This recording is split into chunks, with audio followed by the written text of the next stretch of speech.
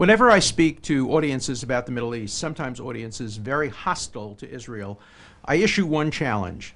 Name a single country in the history of the world faced with threats comparable to those threats faced by Israel that has ever had a better record of human rights, a better record of concern for civilians, a better record of sensitivity toward legal issues and the rule of law.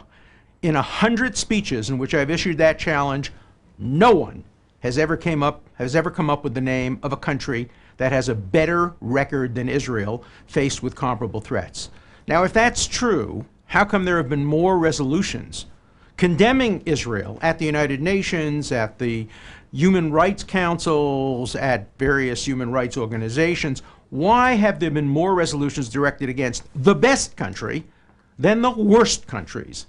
That doesn't reflect on Israel. That reflects on the sorry nature of human rights in the world today. Rene Cassin, Eleanor Roosevelt, the people who formulated human rights are turning over in their grave by the way in which the human rights agenda has been hijacked by some of the worst human rights offenders to exculpate and prevent themselves from being prosecuted by turning false attention to Israel. If only the rest of the world has as good a human rights record as Israel has had since its creation over the last 63 years, we would be a much more peaceful world. We would have less need for aggressive human rights organizations. In 1940s, we said never again. And the tragedy is what we've seen instead all over the world has been again and again and again. In Darfur, in Cambodia, in Rwanda, in the former Yugoslavia, again and again and again. And what has the world done? It's condemned Israel. Consider 1975.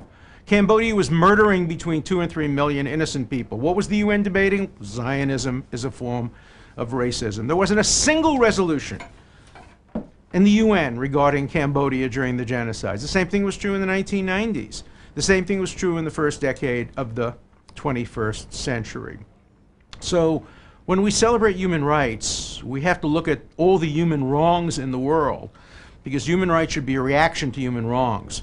And what we've seen instead is that the human rights agenda has been hijacked by those who perpetuate human wrongs.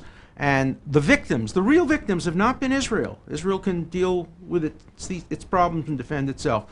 The real victims have been the 6 million people who have been killed since we said never again in preventable genocides, because human rights, which should be directed against those kinds of genocides, instead is always focused on the one nation that has the best human rights record in the world when faced with comparable threats.